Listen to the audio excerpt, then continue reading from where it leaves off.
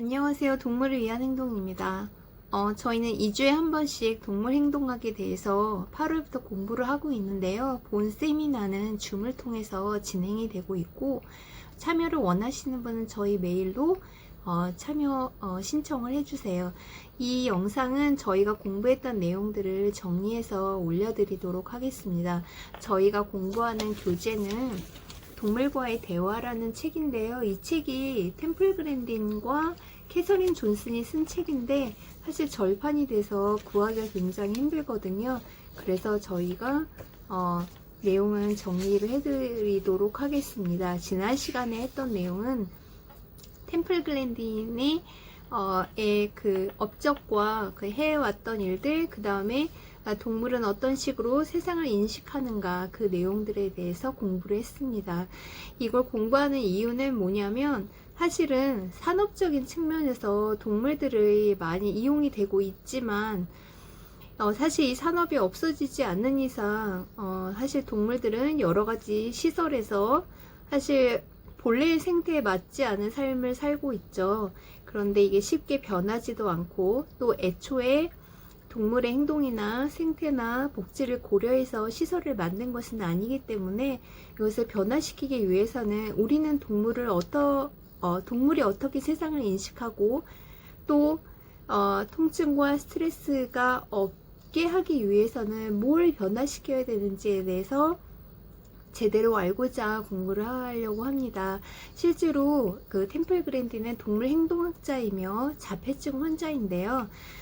템플 그랜딘에 의하면 자폐증 환자가 보는 세상과 동물이 보는 세상이 상당히 흡사하다는 것을 알게 됩니다. 그래서 실제로 전체 미국 도축장의 반 이상을 템플 그랜딘이 실제로 설계를 해줬어요.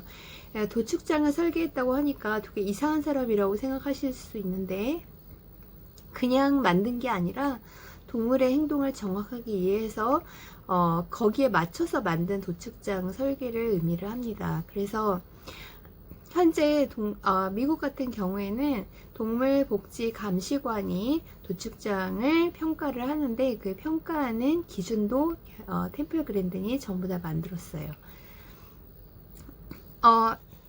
간략하게 설명을 드리면 자폐증 환자 즉 동물이 바라보는 세상은 시각적이에요. 사람은 어떤 상황을 바라보고 그것을 객관화하고 그다음 일반화하고 언어화할 수 있죠. 그런데 동물은 그렇지 못하고 시각 그대로 그것을 인지하기 때문에 인간에겐 굉장히 간단하고 아무렇지도 않은 것일 수 있지만 동물들에게 상당히 높은 스트레스를 줄 수가 있다는 겁니다. 예를 들어 실제로 있었던 일인데 이제 그 구석에 있던 그 골프채가 넘어지면서 한 개가 굉장히 놀란 거예요. 그런데 그 주인에 의하면 그 이후에도 긴 막대기만 보면 이 개는 굉장히 깜짝깜짝 놀란다는 거죠.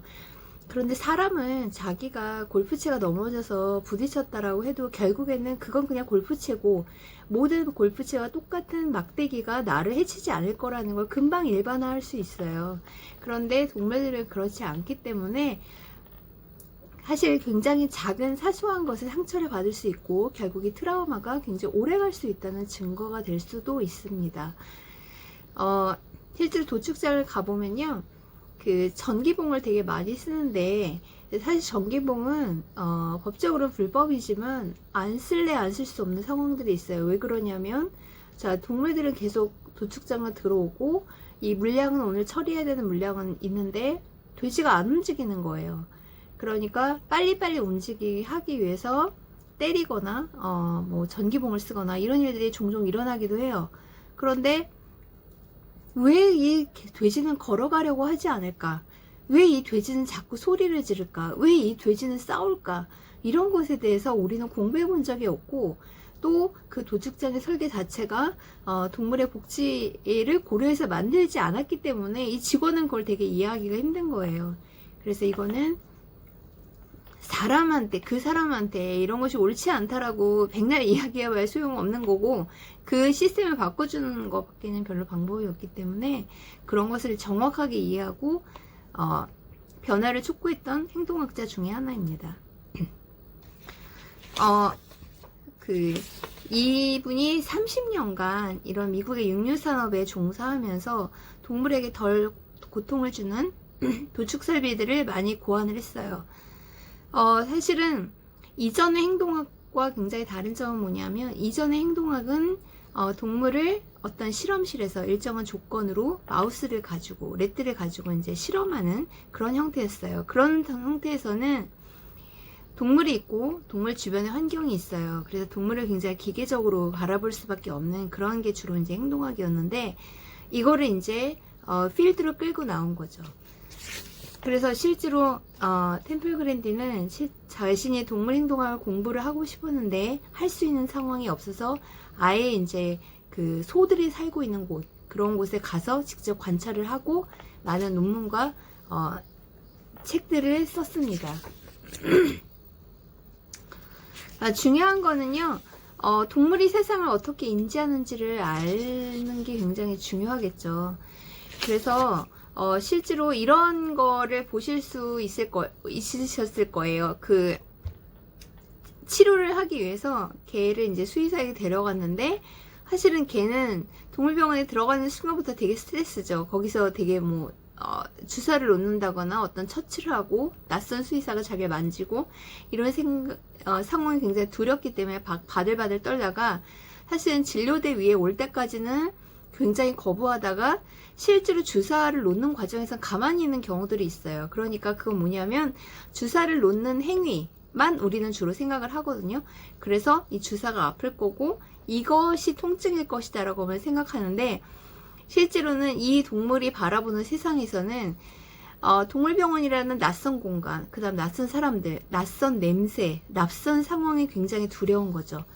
그래서 어떤 동물이 살아가고 있는 환경에서 그 프로토콜 하나하나가 또 중요하지만, 그 과정 중간중간에 동물이 받을 수 있는 스트레스, 이런 게 굉장히 중요해요. 그래서 템플 그랜디는 실제로 페인, 통증보다 fear, 공포가 더 굉장히 무서운 것이라고, 조심해야 되는 것이라고 이렇게 설명을 합니다. 자, 예를 들어서 이런 게 있어요. 도축장에 가면요, 계류장이라는 게 있어요. 계류장은 이제 수송되어 온 동물들의 스트레스를 풀고 이런 곳을 의미하거든요. 다 이렇게 모여 있는데, 거기 이렇게 관찰을 하다 보면 돼지들이 막 싸우는 걸 볼 수가 있어요. 소리를 막 지르거든요. 그러면 이제 사람들은 돼지는 원래 저렇게 꾀꾀대는 거 아니야? 뭐 싸울 수 있는 거 아니야? 이렇게 생각할 수 있는데, 실제로 그렇지 않고요. 왜 싸우는지를 한번 생각해 볼 필요가 있어요. 싸움이라고 하는 거는 서로한테 상처를 주기도 하지만, 육체적인 상처도 있지만 굉장히 스트레스를 주는 거죠.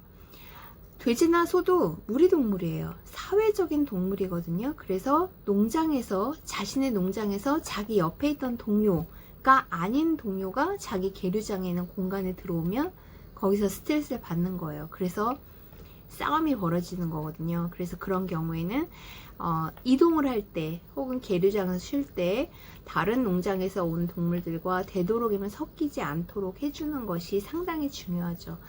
그 다음에 동물들이 되게 두려워하는 게 있어요. 동물은 전체를 그림으로 보기 때문에 막다른 골목, 혹은 어두운 곳, 그 다음에 경사로가 내려가는 경우, 그러면 이곳은 그냥 경사로가 내려가는 것 뿐이야, 저기는 어둡긴 하지만 별다른 건 없어, 이렇게 생각할 수 있는 게 아니라, 그냥 자신이 서 있는 곳에서 막다른 골목이 탁 보이거나 어두운 곳이 있거나 이런 게 굉장히 두려운 거예요. 그래서 잘 안 걸어가거든요. 그럼 안 걸어가면 직원의 입장에서는 답답하니까 얘를 이제 때리거나 이렇게 밀거나 이런 경우가 생기는 거죠.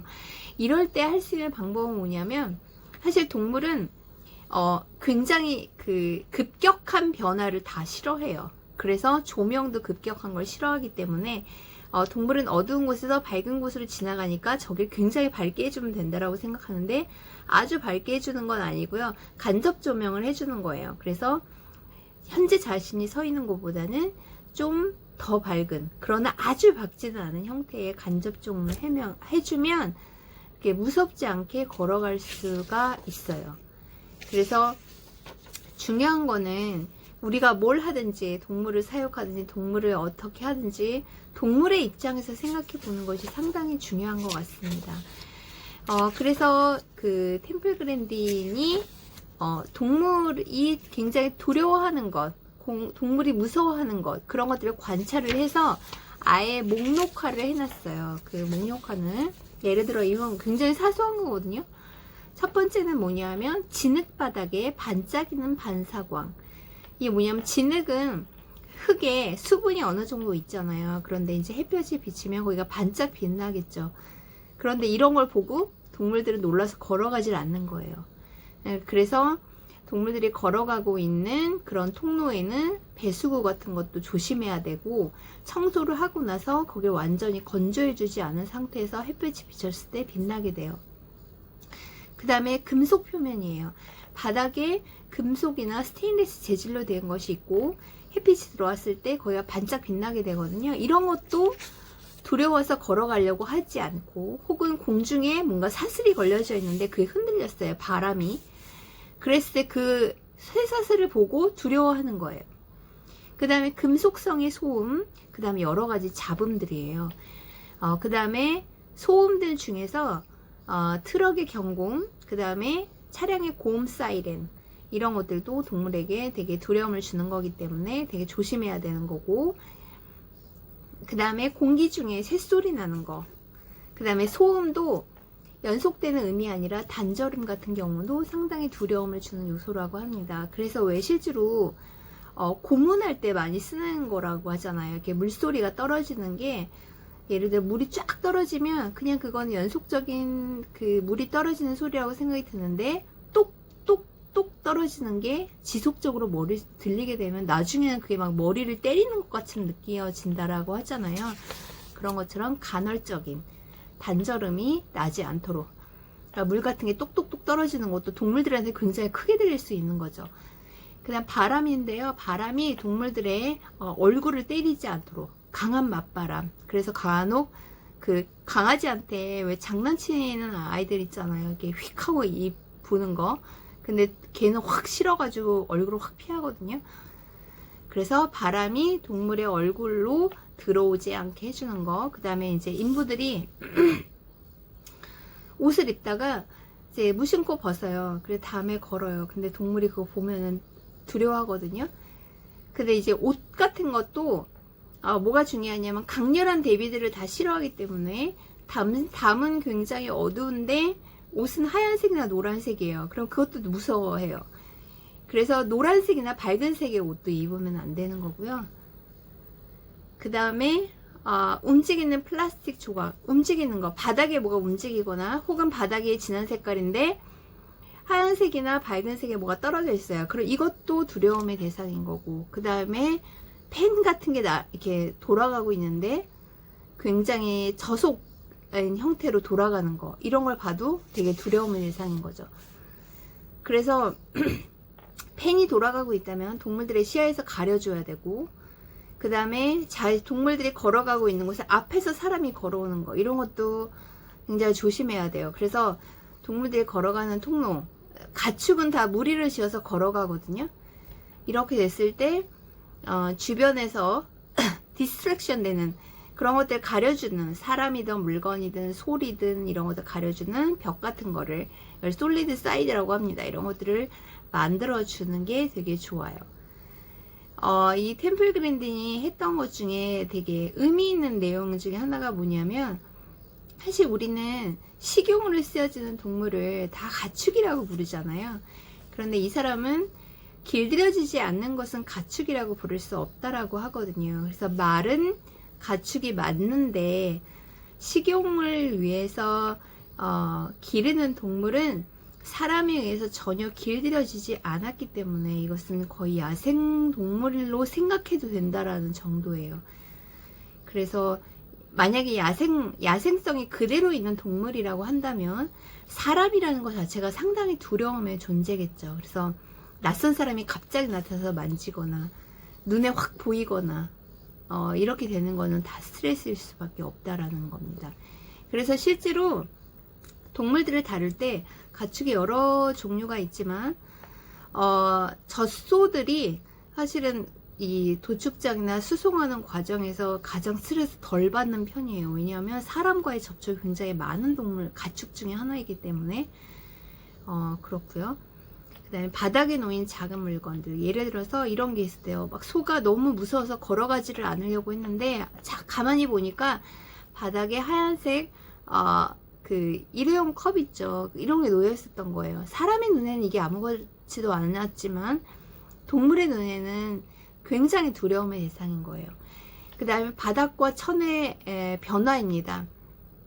동물이 걸어가고 있는 길에는요, 바닥의 재질이 확 바뀌어도 안 되고요. 그 다음에 색깔이 확 바뀌어도 안 돼요. 그 다음에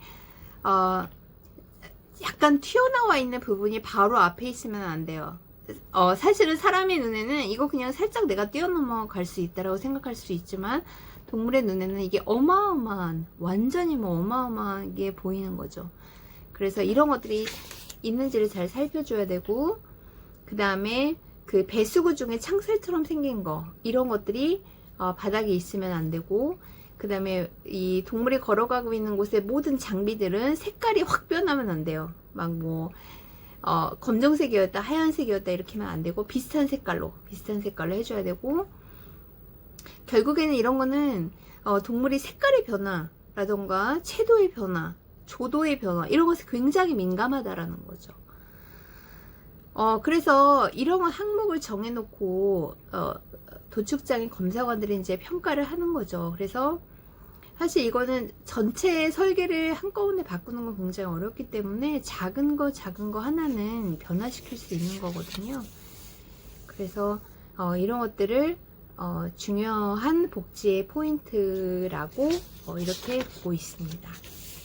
결국 중요한 거는 동물과 사람은 세상을 보는 시각이 되게 다르다는 거예요. 그래서 사람들은 사실 동물을 왜 좋아하냐 그러면 예뻐서 좋아하거나 자기 취향을 이야기하죠. 이런 질문들 있잖아요. 어떤 동물 좋아하세요? 그럼 되게 약간 황당해요. 저도 좋아하는 동물은 있어요. 좋아하는 동물은 있는데 그게 나의 마음에 드느냐라는 거죠. 그런데 나의 마음에 든다라고 해서 그 다음에 그 동물을 소유하거나 혹은 내가 관리하는 입장이 되면 나의 마음이 중요한 게 아니라 사실은 그 동물의 입장에서 보는 거예요. 그런데 그 동물의 입장이 되기는 굉장히 힘들죠. 왜냐하면 내가 보는 시각과 동물이 보는 시각이 되게 다르기 때문에 내가 동물의 입장을 100% 완벽하게 대변한다고 이야기하기는 상당히 어려워요. 하지만 무엇이 동물을 고통스럽게 하는지, 무엇이 동물을 되게 두렵게 하는지를 우리가 알면 그거를 바꿔주면 되는 거거든요. 그래서 이거는 배울 수밖에 없는 내용이라는 생각이 들어서 이런 거를 좀 준비를 하게 됐습니다. 다음 시간에는요, 동물의 느낌, 동물은 무엇을 느끼는가, 그 다음에 동물의 뇌는 사람과 어떻게 다른가, 동물의 공격성은 왜 나타나는가, 이런 거에 대해서 공부하도록 하겠습니다. 오늘까지 여기까지고요. 여러분 감사드리고 구독하기 꼭 눌러주세요. 감사합니다.